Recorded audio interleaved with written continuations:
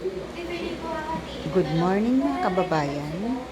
Maggulay tayo ng ginataang gulay, yung sitaw at kalabasa. At yan ang ingredients natin. Ginataan. Yan ang ating ulam for today's video. At ito pala guys, haluin natin kasi para makita natin kung okay na siya. Oh, wow, ang bilis na luto ng kalabasa. So medyo haluin lang natin para maano po yun, mas sumarap. Yan luto na agad. Ano po to mga kababayan, pabilisang luto lang po ito. Sarap na po ang ating gulay. Ito po yan. Pabilisang luto lang po. So wait lang po natin kasi medyo pero maya po luto na po itong kalabasa po. Thank you po pala sa nagbigay nitong pusit na daing. Thank you po pala sa hipag ko, nagaling Samar pa po ito. Tingnan mo, mapasarap tuloy ang ating gulay. Okay guys, wait mo na for mga 3 minutes. 3 minutes.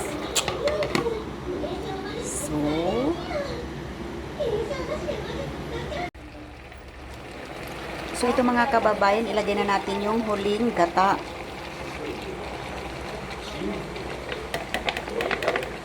Bali nga pala dalawang ganito ang ating ginamit kasi para yung una po, yun ang nilagay ko para maluto.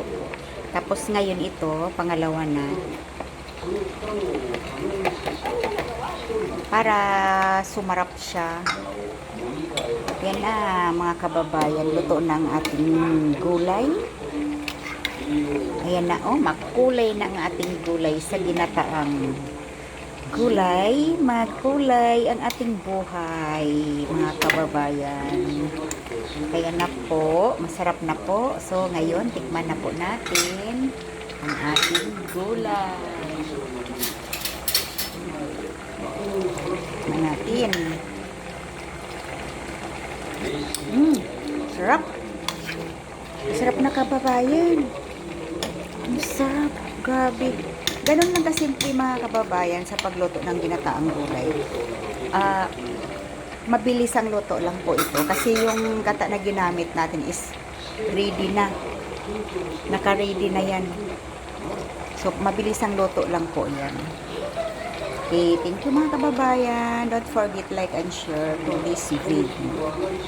Salamat po.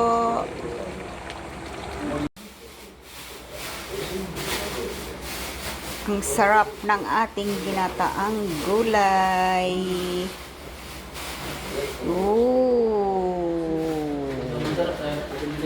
With pusit. Thank you sa nagbigay ng pusit made in Samar.